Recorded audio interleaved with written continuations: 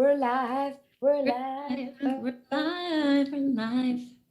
Oh, she sings, guys. She sings. Welcome, Allegra Clark. How are you? Hey, I'm good. How are you? I'm really excited to have you. Guys, for those of you who don't know, she's Bloodhound in Apex Legends and a lot of other things. I focus on that because that's like one of the most recent and what the chat is excited about. Mm-hmm. However, your resume is extensive and incredible. So I try. I try. We're going to get into all of that. Bloodhound is non-binary. Sweet. That's correct. I love all this chat stuff that they throw at me because then Bloodhound is male. I don't know. I think you're wrong, the diva waifu. Let's talk about that. Yeah, Bloodhound is non-binary. Yeah, so they are. We do not know how they were assigned at birth, but they are. They identify as non-binary. They use they/them pronouns, and yeah, that's just their jam. And people. Is that something that you have been well versed in before Bloodhound came around? Playing non-binary characters. Well, I mean, I have friends who are non-binary, so I was very aware of the community. I mean, the trans community at large, and then also specifically non-binary people. But no, I mean, this is absolutely the first time I've played like a non-binary individual. But yes, it's people have been arguing with me about it for 2 years. With you? Yeah. They ask you the questions as if you're the boss of this character. They're just like, so, but what is Bloodhound really? And I'm just like, they're non-binary. And they're just like, but what are they really? And I'm like, they're non-binary. Don't argue with me about this, please. I beg of you. You will lose. Do you feel like there's been a lot of love from the LGBTQ community? Absolutely, which is great. I'm bisexual myself, so always it's been such a pleasure for me to play. I always love when I play queer characters, and to be able to connect with the community and just be like, yeah, I've got your back. Are you Italian? Italian American? I'm Italian American, yeah. So obviously, as you can tell from Clark, which is a traditional Italian last name, Clarky. Clark. There's not a vowel at the end, and that's how you know. If there were an E at the end, people would have been like, wait, but is it? No, it's not. Yeah. Very not. It's very not. So I'm half sort of like, I call it generic European white person mix. And then where it's just like, a little bit of British, a little bit of German, a little bit of French, a little bit of Irish, okay. And then the other half is Italian. I have it on both sides of my family.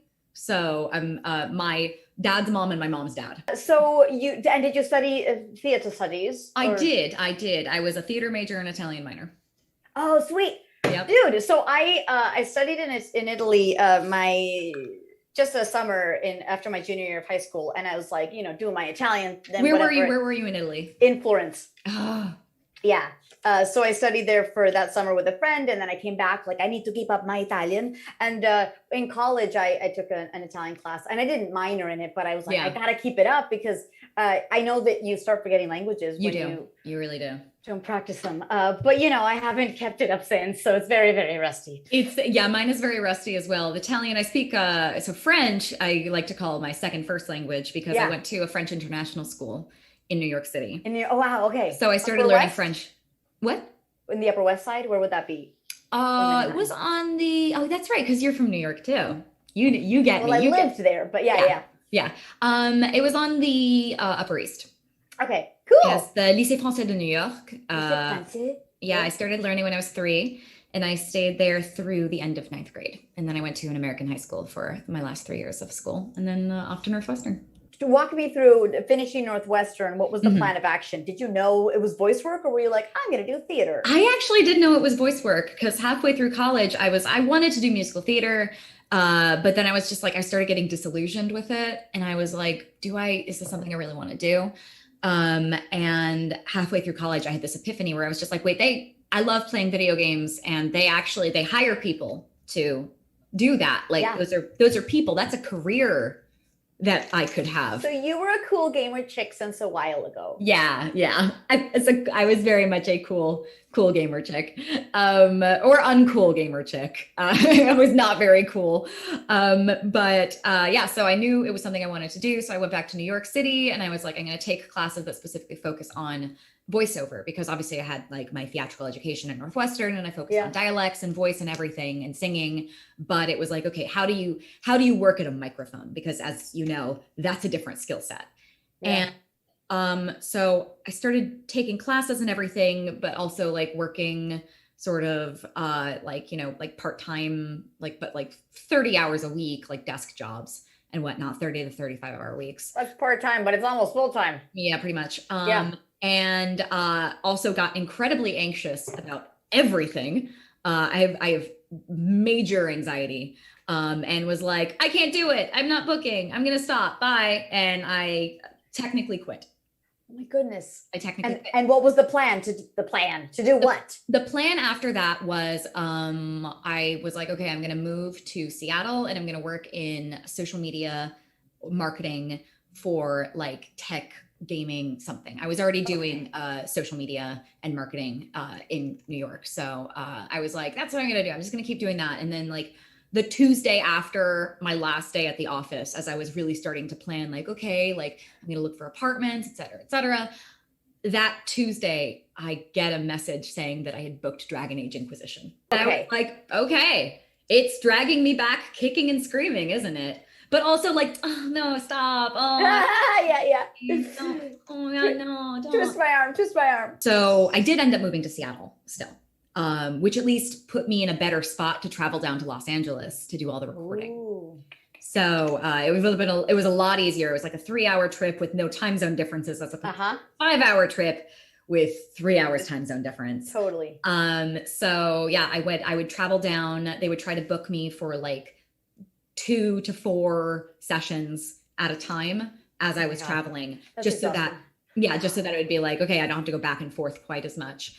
And then all of a sudden it was like, I was like still working, by the way, I was still working like desk jobs in Seattle. And then just occasionally being like, I'm sorry, I have to take a few days off because I have to go to Los Angeles and work on a video game. Like, sorry, like BRB working on a AAA video game right now. And they were cool with that? Yeah. I mean, also I was like, a contract worker. So they were like, okay, we just won't pay you. And I'm like, what's your favorite part of working on Pokemon Masters as Cynthia and Smite as Persephone and Deadly Desire Daji or D-A-J? Daji, yeah. And what's your favorite memories as a voice actor on those jobs are?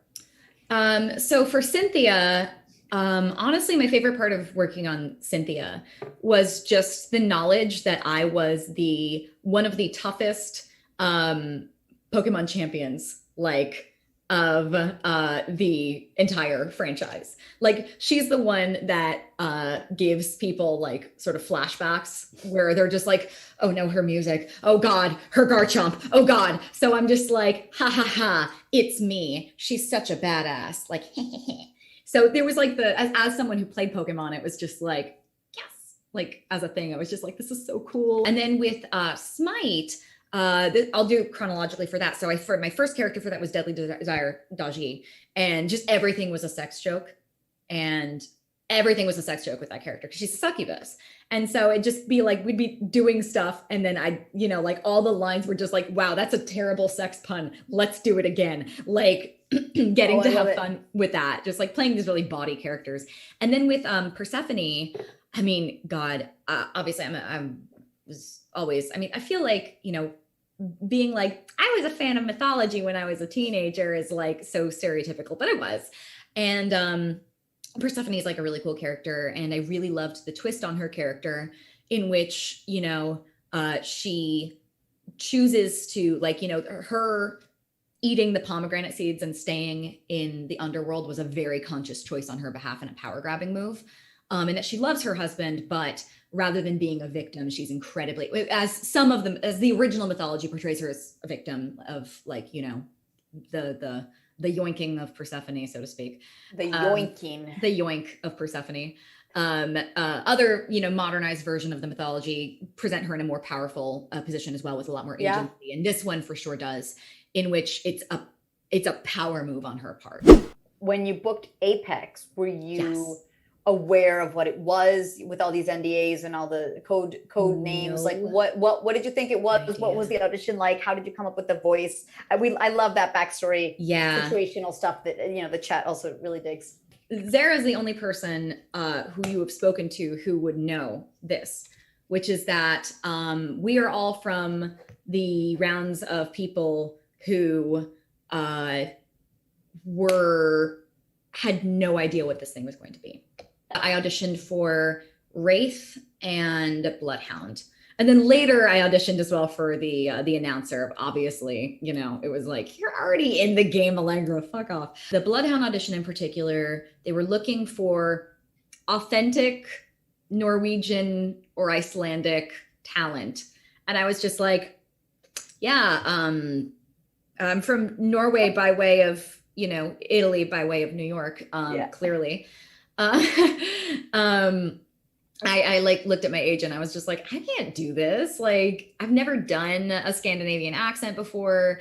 And, you know, they're looking for authentic. Of course, now you and I both know that sometimes, like, we're looking for authentic. You don't actually necessarily end up with authentic.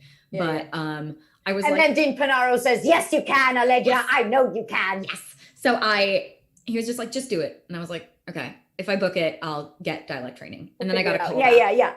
Yeah. And I got a call back. And I was like, I guess I'm going to go get some of that dialect training. So I worked with Paul St. Peter. He, like, you know, we did like an afternoon, like, you know, like an hour or two of just like going through the like phonemes and like switching and everything and just centering in that. And then I went and I did the callback, and a few weeks to a month later or something like that, you know, it was just like, you booked it. And I was just like, how? I guess the thing that really centered, like made them lean on towards casting me as opposed to, you know, someone with the authentic, you know, voice and accent. Yeah. The authentic heritage and somewhat native accent. Yeah. Was the fact that I guess I just was able to capture the intensity, the depth of voice and intensity of Bloodhound. And there is a filter, there is a vocal filter that goes on top that lowers my pitch. I want to say like 2 steps or something. I don't know for sure. But basically I went in and it was just like, you know, like, I am Bloodhound, you can call me Blood, like, you know, just like that. Keep going. I want give me some yes. So some love. Like, I fall when the gods will it. When we meet, I will slaughter. Like, you know, that intensity. Take your pride and cherish it. Like, you know, like, take your pride and cherish it. That's my made up. That sounds like my made up Arabic. That's what I do. Do you like anime? Do you do you watch a lot of it? I do. I watch some of it for sure. Like, I definitely watch some of the shows that I'm in. I voiced Derriere. Actually, I've voiced like several characters in it. The main character that I voice is Derriere. I also voice. What do they sound like? Derriere is kind of here. You know, she kind of sits in this area. Yeah. You know, like she's kind of does her thing. You know, she's kind of stoic and quiet. I also voice a character named Matrona in it. She's a giant. And she's very serious. Or a lot of your characters very, you know, deep. I tend to voice characters with deeper voices because I do have a deeper voice, although not exclusively, for sure. Yeah. I also voiced King Arthur as a child. It was just for a very short little bit. I was baby Zach Aguilar, but I was him as a little boy. Cool. And then, how does Polonia sound? Polonia was like, they threw this like demon character at me who like died fairly quickly, but like she was a named character and existed for a little bit. I want to say she was here. She was like a little cat demon. She was a little cat demon. It has a lot of fun. Like, you know, Polonia. Not just being kind of a jerk. For those of you who played Dragon Age Inquisition, which again is my first character, I was Lady Josephine Montillier, ambassador to the Inquisition. Where am I hiding? Where is she from? She's from Antiva. Antiva is basically Spain, Italy. Josephine, I did an Italian accent for. Yeah. So, you know, this is her. I'm also Brito, captain of the Crux in Genshin Impact. So cool. Ever want to trade tactics? I'm always ready. She's a pirate and she's amazing. Can we do a tiny parenthesis on pirates? Do you feel like every time you audition for a pirate, you got to do like a pirate thing, or you just kind of go, nah?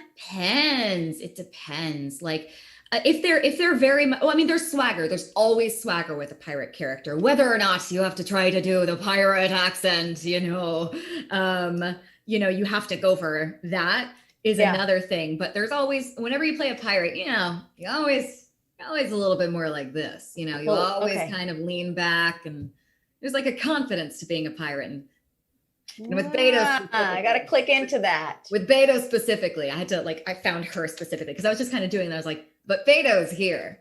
This is specifically Brito. Thank you so much for gifting this sub to Clonesy. We really appreciate it. Siri, what's the weather like today in California? It is fucking hot out.